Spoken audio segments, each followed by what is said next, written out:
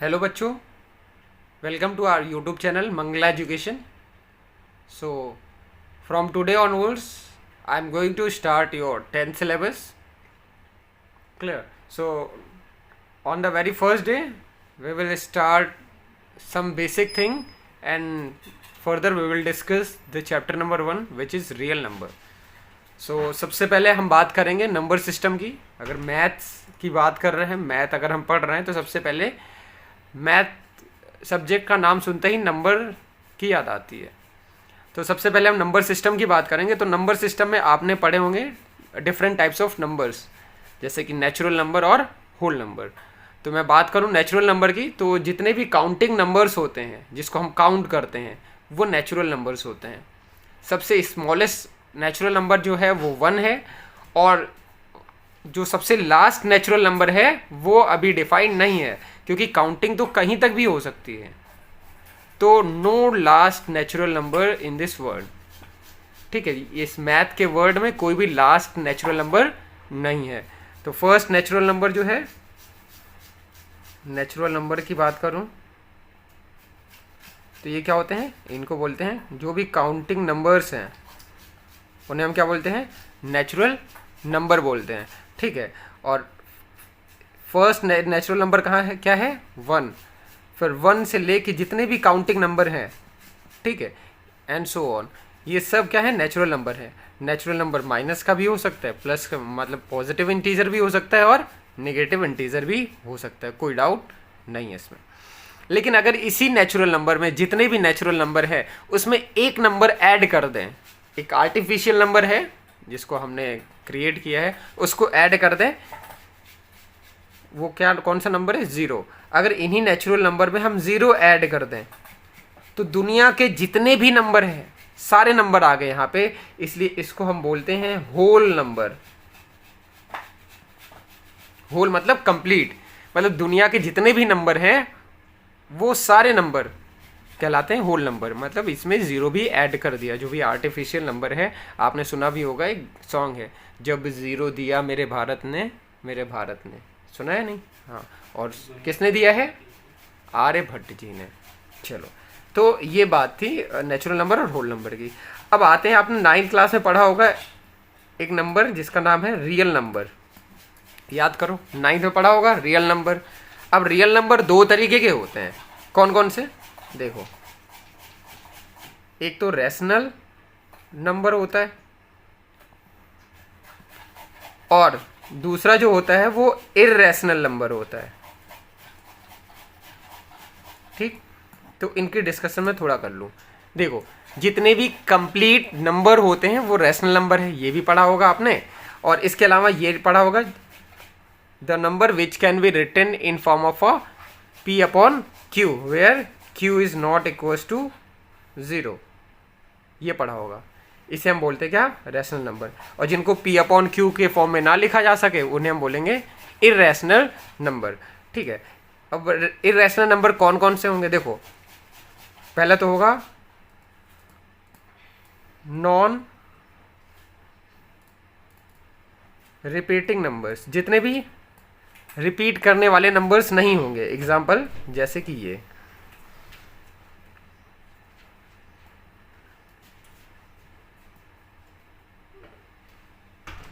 ऐसे कर दो, तो ये क्या रिपीट हो रहा है, नहीं हो रहा है. यहाँ 1 0, यहाँ 2 0 आ गया, यहाँ 3 0 4 0, तो ये क्या होंगे, इररेशनल नंबर होंगे. अगर यहीं पर रिपीटिंग नंबर होता, मतलब ऊपर बार लगा होता, तो वो रैशनल नंबर होता.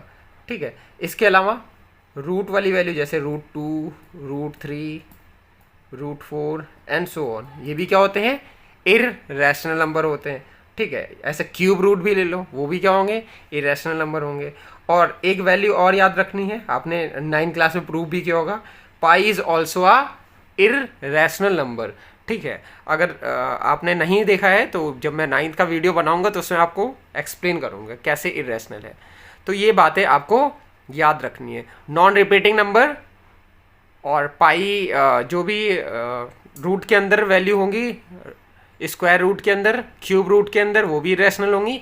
And pi itself a irrational number. ठीक है, तो ये बात थी नंबर सिस्टम की. इसको आप अच्छे से देख लीजिए, समझ लीजिए. फिर हम आगे बढ़ते हैं।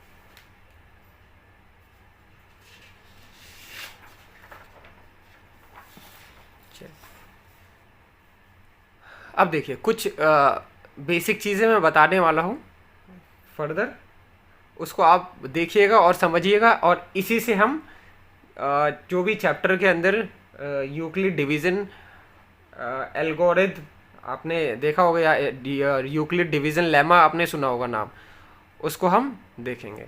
ठीक है, तो सबसे पहले आप देखिए, मैं आपको कुछ बताने वाला हूँ, यहाँ समझिएगा।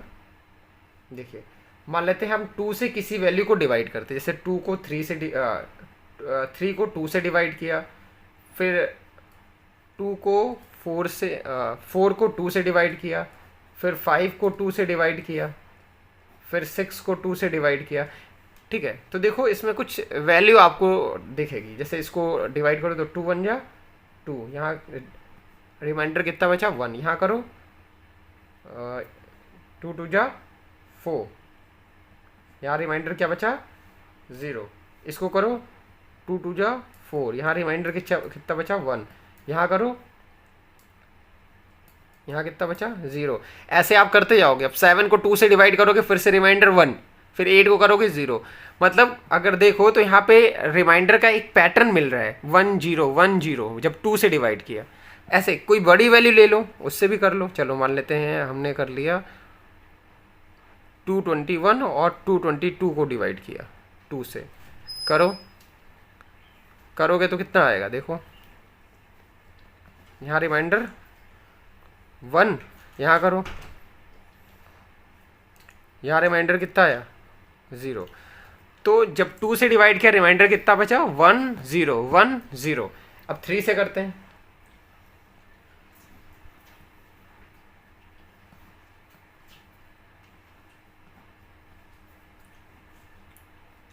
जल्दी से कर डालो। 3 1 जा 3, रिमाइंडर कितना 1, 3 1 जा 3, रिमाइंडर कितना 2, 3 2 जा 6, रिमाइंडर कितना 0। फिर से 3 2 जा 6, रिमाइंडर कितना 1। आगे करते 3 2 जा 6, रिमाइंडर कितना 2। फिर से रिमाइंडर कितना आएगा 3 3 जा 9, रिमाइंडर 0। तो अब देखो, अब जब 3 से डिवाइड किया तो क्या मिला 1 2 0, या फिर ऐसे बोलो 0 1 2, फिर 0 1 2, ऐसे मिलता चला जाता बार बार। ठीक, ऐसे ही 4 से करें,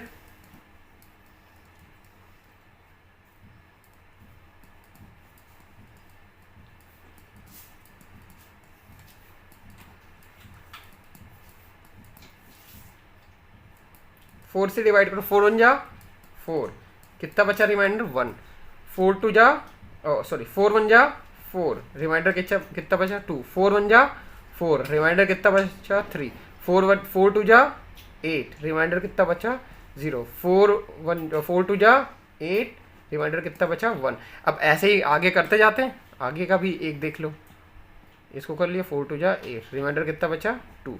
तो यहाँ पे अगर देखो, यहाँ पे भी एक पैटर्न मिल रहा है 1 2 3 0, या फिर ऐसे पढ़ते 0 1 2 3, ऐसे फिर आगे मिलता है 0 1 2 3।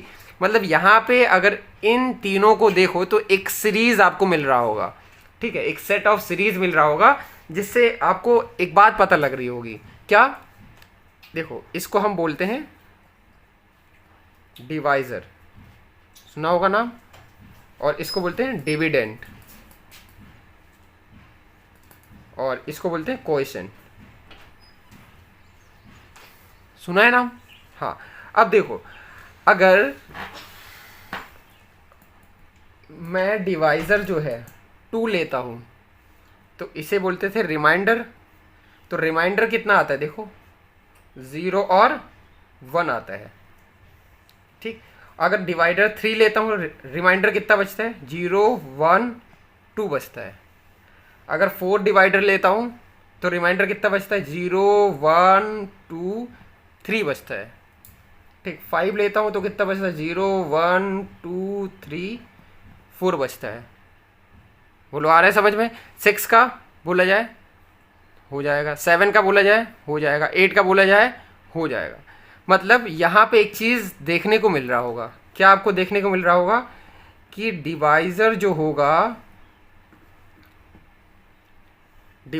होगा वो रिमाइंडर से हमेशा क्या होगा, बड़ा होगा। डिवाइज़र जो होगा रिमाइंडर से हमेशा क्या होगा, बड़ा होगा। मतलब रिमाइंडर जो होगा, उल्टा भी बोल सकते हैं, रिमाइंडर हमेशा डिवाइज़र से क्या होगा, छोटा होगा। देखो यहाँ देख रहा होगा, remainder is less than divisor. बोलो आ रहे समझ में? चलो अब देखो, यहीं से हम यूक्लिड डिवीज़न लेमा का जो फॉर्मूला है वो निकालते हैं। ठीक है, चलो देखो ध्यान से। अगर सोचो, अगर इस वैल्यू को तुम्हें चाहिए, अगर ये जो वैल्यू 8 लिखी है इसको तुम्हें चाहिए, तो अगर इस चीज़ में देखो तो कैसे मिलेगा तुम्हें? क्या करो, 4 को 2 से मल्टीप्लाई कर दो। यही तो करते हो ना, ये जो डिवाइज़र है इसको कोएफिशिएंट से मल्टीप्लाई करते हो, क्या ये वैल्यू आ जाएगी। देखो 8 आ जाएगा।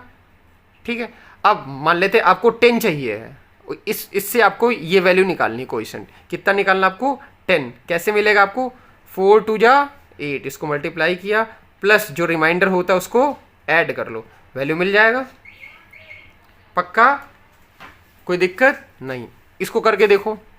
अब मान लेते हैं हमें 221 चाहिए था, जो डिविडेंड था। मैंने बता दिया कोएफिशिएंट इतना है, डिवाइज़र इतना है, रिमाइंडर इतना है, तो कैसे मिलेगा? क्या करते, इसको इससे मल्टीप्लाई और जो रिमाइंडर है उसको ऐड कर देते। पक्का, चलो देखो। अब अगर इसी को मैं डिफरेंट फॉर्म दे दूं, रूप दे दूं एक, देखो इसको मैंने बोल दिया, ये जो बीच में है इसको मैंने बोल दिया ए, जो डिविडेंड है उसको मैंने ए बोल दिया, और जो डिवाइज़र है उसको मैंने बोल दिया बी। क्या बोल दिया, बी। अब जो कोएफिशिएंट आता है उसको मैंने बोल दिया क्यू। ठीक है, मान लेते हैं इसको डिवाइड किया कुछ वैल्यू लेके, ठीक है, और यहाँ पे रिमाइंडर आ गया आर। रिमाइंडर क्या आ गया, आर। इसको स्मॉल आर लिख लेते हैं, ये आ गया आर। अब यहां से अगर ए तुम्हें चाहिए तो कैसे निकालोगे ए, बी से क्यू को मल्टीप्लाई, बी इंटू क्यू, और रिमाइंडर उसमें ऐड कर दोगे। क्या हो जाएगा, ए का फॉर्मूला हो जाएगा, ए निकालने का फॉर्मूला हो जाएगा ए बराबर B into Q plus R. ठीक है, और यही है यूक्लिड डिवीज़न लेमा, ईडीएल यही है, ए बराबर B into Q plus R. तो आपको बात समझ में आई होगी कि फॉर्मूला कहाँ से आया है, कैसे बना है। ठीक, यहाँ से एक बात और याद रखना आपको कि ये जो बीच में वैल्यू है ये हमेशा इससे क्या होती है, हाँ, बड़ी होगी। ठीक है, आगे जब एचसीएफ निकालेंगे तो याद रखना बी हमेशा ए से ए हमेशा बी से क्या होगा, बड़ा होगा। यहाँ से भी आप देख सकते हो, ए आपको निकालना है। ठीक है, तो जाहिर सी बात है ए इसके प्लस इसके बराबर है, यानी कि ए बड़ा होगा, ये छोटा होगा। इस पूरे में जब ये ऐड करते हो तब ए मिलता है ना, यानी कि ए बड़ा होगा बी से। ठीक है, ये बात याद रखनी है। दूसरा रिमाइंडर वाला ये बात याद रखना कि डिवाइज़र जो होगा वो बड़ा होगा रिमाइंडर से। ठीक, कोई दिक्कत नहीं। चलिए, अब ये होप ये आपको समझ में आया होगा। अब इसी का बेसिस लेके हम आगे बढ़ते हैं और चैप्टर में जो सबसे पहला थ्योरम है यूक्लिड डिवीज़न एल्गोरिथम, ठीक है, उसको देखते हैं। चलिए, तो देखो यूक्लिड डिवीज़न एल्गोरिथम पढ़ने से पहले कुछ टर्म्स जो इसमें यूज़ हुए हैं, जैसे कि एल्गोरिथम यूज़ हुआ है, आगे लेमा वर्ड भी यूज़ होगा। ठीक है, यूक्लिड है, इन सब का मतलब क्या होता है ये समझ लेते हैं। ठीक, तो सबसे पहले हम बात करेंगे एल्गोरिथम की। देखो एल्गोरिथम का मतलब क्या होता है, एल्गोरिथम का मतलब होता है एक सीरीज, जिस स्टेप वाइज सीरीज हो जिसके द्वारा कोई भी प्रॉब्लम आप आसानी से सॉल्व कर सकते हैं। A series of well defined step which gives a procedure for a solving a type of problem. मतलब किसी भी टाइप के प्रॉब्लम को सॉल्व करने के लिए एक स्टेप बना दिया जाए सीरीज बाई सीरीज। ठीक है, तो उसी को बोलते हैं एल्गोरिथम। तो एक सीरीज जो कि स्टेप वाइज प्रॉब्लम को सॉल्व करने में मदद करे उसे हम बोलते हैं एल्गोरिथम। अच्छा, ये जो एल्गोरिथम वर्ड है ये लिया गया है 9th सेंचुरी के एक पर्शियन मैथमेटिशियन थे अल ख्वाज़मी। अल ख्वाज़मी एक साइंटिस्ट थे, उन्हीं के नाम से लिया गया है एल्गोरिथम। ये अल AL लिया गया है, ठीक है। और उन्होंने किताब लिखी थी हिसाब अल जबर वाल मुकाबला, ठीक है, हिसाब अल जबर वल मुकाबला, ठीक है। और हिसाब अल अल जो वर्ड है उसी अल से लिया गया था एल्जेब्रा। तो यही जो अल ख्वाज़मी थे, इन्हीं के नाम से एल्जेब्रा जो आप नाम सुनते वो भी है और एल्गोरिथम भी है, ठीक है। अब आते हैं लेमा जो वर्ड है इस पे।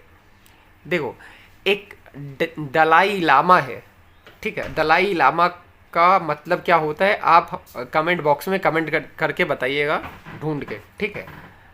हाँ, दलाई लामा बहुत बार पूछा जाता है इंटरव्यूज़ में कि दलाई लामा का मतलब क्या होता है, तो आप पता करके बताइएगा। चलिए अब आते हैं हम लेमा पे। देखो, लेमा का मतलब क्या होता है, एक कोई प्रूवन स्टेटमेंट, मतलब प्रूवन मतलब जो प्रूफ्ड हो, बिल्कुल जिसका प्रमाण हो अपने पास, ठीक है। कोई स्टेटमेंट जो प्रूव्ड स्टेटमेंट हो, उसकी मदद से किसी स्टेटमेंट को प्रूव करें, उसे हम बोलते हैं lemma. It is a proven statement use for proving another statement. मतलब कोई प्रूवन स्टेटमेंट हो, प्रूव्ड स्टेटमेंट, प्रमाणित स्टेटमेंट हो, उससे हम किसी चीज़ को क्या करें, प्रूफ करें, ठीक। अब आते हैं यूक्लिड डिवीज़न एल्गोरिथम पे। अब यूक्लिड साइंटिस्ट का नाम है, डिवीज़न मेथड यूज़ करेंगे, और एल्गोरिथम आपको समझ के आ गया कि series of step for solving any problem, ठीक है। अब देखो, एल्गोरिथम है यानी कि स्टेप फॉलो करने होंगे हमें, तो ये स्टेप है, इन्हीं स्टेप को फॉलो करना है और आपके क्वेश्चंस लगते चले जाएंगे, सॉल्व होते चले जाएंगे। तो सबसे पहले क्या करना है, जो भी क्वेश्चन होगा जनरली हमें SCF निकालना होगा डिविडेंड मेथड से, ठीक है। तो डिवीज़न मेथड से SCF निकालना होगा, तो ये मेथड यूज़ करेंगे। तो सबसे पहले क्या अप्लाई करेंगे, जो भी क्वेश्चन होगा उसमें जो सबसे बड़ा होगा उसे हम A मानेंगे, जो छोटा होगा उसे हम B मानेंगे, ठीक। वो आगे हम सॉल्व करेंगे तो देखेंगे।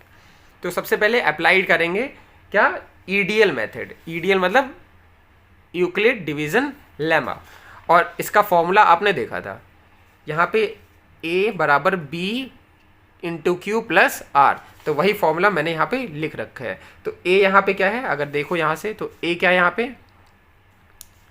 ये A, हाँ, डिविडेंड, ठीक है। B क्या है, डिवाइजर, Q क्या है, कोएफिशिएंट, और R क्या है, रिमाइंडर, ठीक। और ये वैल्यू आपको याद रखनी है कि ये क्या है, डिविडेंड, सॉरी डिवाइजर। जो R होता है वो हमेशा डिवाइजर से क्या होता है, छोटा होता है। वही मैंने लिखा है, R जो है वो B से क्या है, छोटा है, और 0 के बराबर भी हो सकता है या फिर 0 से बड़ा भी हो सकता है। यहाँ देखो, 0 होगा या तो 0 से ज़्यादा होगा, लेकिन जो डिवाइजर होगा इससे कम होगा। डिवाइजर को मैंने क्या माना है, B, ठीक। तो जो रिमाइंडर होगा R, वो या तो 0 के बराबर होगा या तो 0 से बड़ा होगा, 0 के बराबर या तो 0 से बड़ा, लेकिन B से क्या होगा, छोटा, ठीक। तो यही बात मैंने यहाँ लिखी है। बोलो, आया समझ में? चलो, ठीक। अच्छा, जब SCF फाइंड कर रहे होंगे तब स्टेप 2 देखते हैं क्या है। स्टेप 2 बोलता है अगर जो रिमाइंडर आया वो 0 है, तब जो ये V की वैल्यू होगी, जो यहाँ पे क्या होगा, आपका डिवाइजर होगा, यही क्या हो जाएगा, SCF हो जाएगा। Then B is the SCF of A and B। जो भी A और B का तुम SCF निकाल रहे हो वही उसका SCF हो जाएगा। लेकिन अगर R 0 के बराबर नहीं आया, कुछ रिमाइंडर आ गया, तब फिर से आपको EDL method, Euclid division lemma वाला मेथड अप्लाई करना होगा B और R पे। अब A B पे नहीं, B और R पे अप्लाई करना होगा। मतलब जो रिमाइंडर बचेगा और जो डिवाइजर रहा होगा उस पर अप्लाई करना पड़ेगा, ठीक। अब स्टेप 3 पे आते हैं। स्टेप 3 क्या बोलता है कि इस प्रोसेस को आप कंटिन्यू करिए जब तक रिमाइंडर आपका 0 ना आ जाए, तब तक ये मेथड आपको कंटिन्यू रखना है। और जब रिमाइंडर 0 आ जाएगा तो जो भी डिवाइज़र होगा रिमाइंडर और डिवाइज़र के डिवीज़न में, वही उसका क्या हो जाएगा, SCF हो जाएगा, ठीक। तो ये समझ में आया। चलिए अब हम चलते हैं NCERT के क्वेश्चन की तरफ, और यूक्लिड डिवीज़न एल्गोरिथम और यूक्लिड डिवीज़न लेमास के जो स्टेप है उनको अप्लाई करके हम क्वेश्चन सॉल्व करेंगे। चलिए, तो एक्सरसाइज 1.1 पेज नंबर 7 पे देखिए। क्वेश्चन नंबर 1 दिया गया है, use Euclid's division algorithm to find the HCF of. अब देखो, यूक्लिड डिवीजन एल्गोरिथम ईडीए का यूज करके आपको एचसीएफ फाइंड करना है। ठीक है, किसका? 135, 225 का, इसका और इसका। तो सबसे पहले हम पहला क्वेश्चन करेंगे 135 और 225 का। चलिए देखिए, अब फाइंड हम करेंगे 135 और 225 का एचसीएफ। तो सबसे पहले जो बड़ी वैल्यू है उसको ए मानेंगे, क्योंकि यहाँ पे हमने देखा था a always greater than B. तो जो बड़ी वैल्यू उसको ए मानेंगे। तो ए आपका ये हो जाएगा और बी क्या हो जाएगा? ये हो जाएगा। तो a equals to 225 and b equals to 135। अब करते क्या है, देखो 225 को अंदर लिखा, बड़ी वैल्यू छोटी वैल्यू को बाहर लिखा। अब इसको डिवाइड किया, डिवाइड करो इसको। तो 135 वन टाइम्स जाएगा, 135 लोग हो गए। अब यहाँ पे देखो क्या बचा, 0, 12 में 3 गया, कितना बचेगा? 9। बोलो, ठीक है। अब आगे ये 0 हो जाएगा, 90 बचा। ठीक, तो अब यहाँ पे वही अप्लाई करेंगे। Step 1, applying EDL, Euclid division lemma. कैसे लिखोगे इसको? इसी फॉर्म में लिखो। तो ये ए हो गया, 225 इक्वल्स टू 135, बी हो गया, कोएफिशिएंट ये हो गया, रिमाइंडर कितना हो गया? 90 लिख दिया।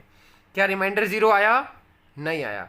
अब क्या करना है अगले स्टेप में? अगर रिमाइंडर 0 नहीं है, 0 होता तो ठीक है, 0 नहीं है तो क्या करो, जो रिमाइंडर है और बी है इसको अब क्या करो, ईडीएल इस पे लगाओ। अब लगाओ ईडीएल, तो रिमाइंडर 90 है और ये 135। अच्छा, ये पता आपको ये इन दोनों में बड़ा कौन होगा?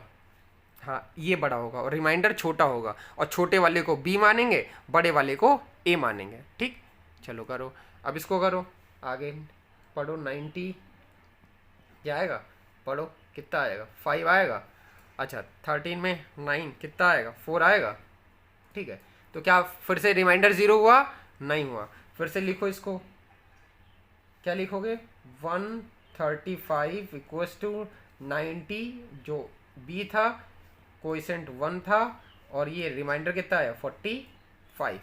ठीक, क्या ये 0 आया? नहीं आया। अब फर्दर 0 नहीं आएगा तो अब क्या करें? स्टेप 3 कि इस स्टेप को कंटिन्यू रखो जब तक रिमाइंडर 0 ना आ जाए। फिर से करो, 45 को जो रिमाइंडर उसको 90 से डिवाइड किया तो 290 कट गया, 0 आ गया reminder.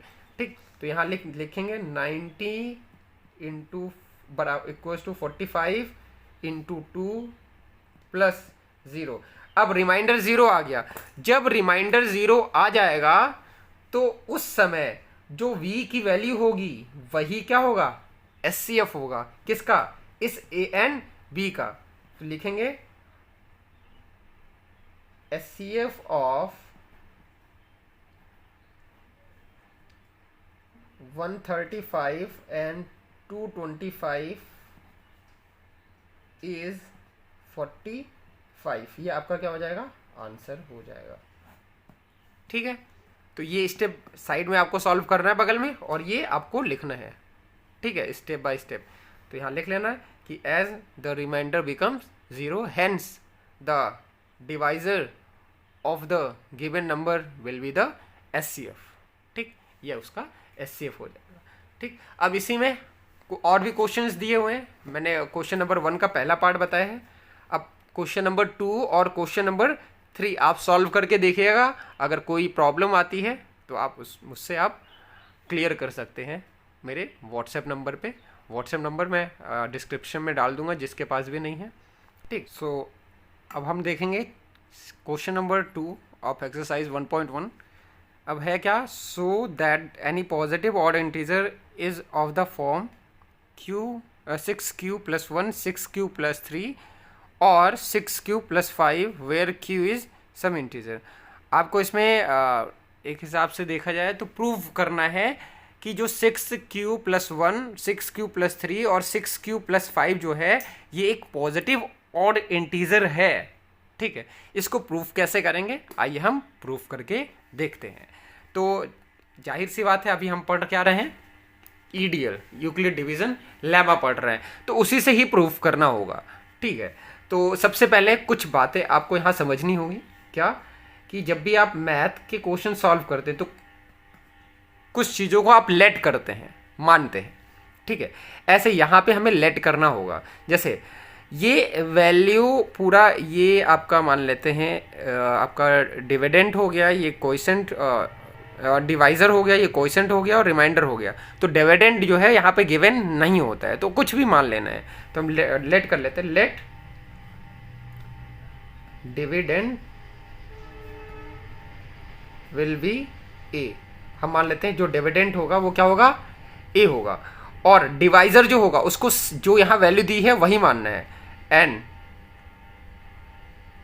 Divisor will be 6। Divisor कितना है, 6। ठीक है, अब आपको ये बात मैंने पहले आपको बता रखी है, जब डिवाइजर 6 होता है फॉर डिवाइजर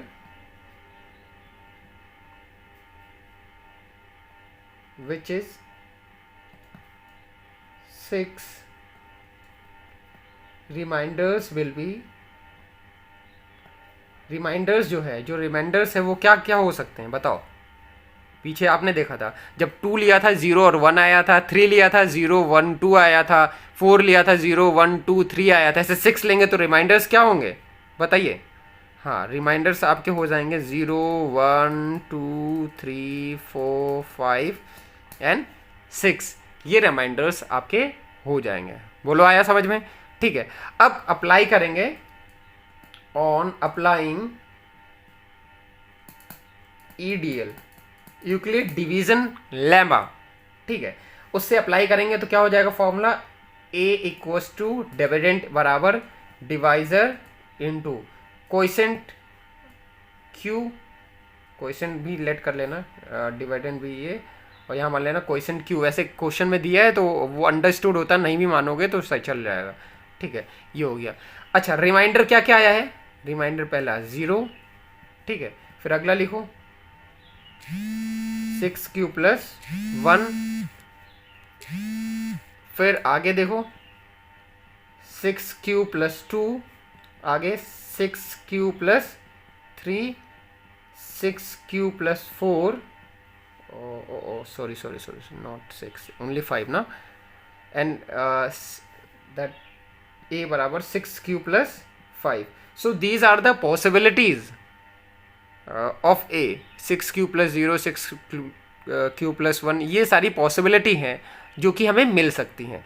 अब हमें चेक करना है कि ये क्या है, ये ऑड पॉजिटिव इंटीजर है। तो देखो ये और ये, इनको कभी भी चेक करोगे तो ये हमेशा क्या मिलेंगे, 6q plus 0, 6q plus 2, 6q plus 4 is not a odd positive integer. ये ऑड पॉजिटिव इंटीजर नहीं मिलेगा, because it is divisible by 2। ये 2 से डिवाइड हो सकता है, तो इसीलिए ये ऑड पॉजिटिव इंटीजर नहीं है। तो यानी कि हेंस जो बचे हुए हैं वो ऑड पॉजिटिव इंटीजर है। अब इसको हम यहां प्रूफ करके देखते हैं। देखो ठीक, अब मान लेते हैं ये वैल्यू है, कुछ भी वैल्यू ले लो तुम, जैसे q की वैल्यू 1 ले लो। ठीक है, अब क्वेश्चन कुछ भी ले सकते हो ना, q की वैल्यू कुछ भी ले सकते हो, 1 2 3 4 0 कुछ भी ले लो। चलो 1 मैंने रख दिया, तो 6 बन जा 6। ठीक है, 0 ऐड करोगे तो ये आ जाएगा। अब क्या ये 2 से डिवाइड हो सकता है, हाँ हो सकता है, यानी कि यहाँ पे जो a की वैल्यू आएगी ये हमेशा एक पॉजिटिव वैल्यू आई, देखें। ठीक, आगे देखो सेकंड वाले में a बराबर 6q प्लस 2 वाले में। ठीक है, इसमें देखो अगर 1 रखा है यहाँ पे, टू रखते तब भी यही आता। ठीक है, 1 रखो यहाँ पे, तो क्या 6 1 जा 6 प्लस 2 कितना आया, 8 आया। अब क्या 8 इवन नंबर है, हाँ इवन है, तो यही तो मैंने बोला कि इसको ऐड करोगे तो क्या मिलेगा आपको, ऑड पॉजिटिव इंटीजर नहीं मिलेगा, क्या मिलेगा, इवन। इसमें पुट करके देख लो, 1 + 4 कितना आया 10, क्या 10 इवन है, हाँ है। ठीक है, अब इसको सॉल्व कर लो, इसको चेक कर लो, a = 6 1 जा 6 + 1 कितना आएगा 7, 7 ऑड है इवन है, वेरी गुड, बहुत बढ़िया, बहुत बड़ी बात बता दी हो तुम सब। अब क्यू की वैल्यू फिर से 1 ही रख के चेक करते हैं, आगे भी रखोगे, 2 रखोगे, 3 रखोगे, 4 रखोगे, वही इवन ही वैल्यू आएगी। अगर ऑड आ रहा है तो ऑड आएगा, इवन आ रहा है तो इवन आएगा। इसमें रखो 1 रखा, 6 1 जा 6 + 3 कितना आया 6 और 3 9। अब ये देखो 9 क्या होता है, इवन होता है ना, नहीं ऑड होता है, हाँ वेरी गुड। चलो अब इसको भी चेक करो, 6 1 जा 6 + 5 कितना आया 11। ये इवन है कि ऑड है, ऑड ही है। तो देखो यहाँ चेक भी कर लिया हमने कि ये क्या है, ऑड है। हालांकि ये बोर्ड में लिखने की ज़रूरत नहीं है, प्रूफ करना चाहते हो कर सकते हो, इतना सफिशियंट है जितना अभी ऊपर आपने सॉल्व किया है। ठीक है, चलिए अब मिलेंगे अगले लेक्चर में, और जो रिमेनिंग क्वेश्चन है उसको अगले लेक्चर पे हम लोग देखेंगे। Thank you.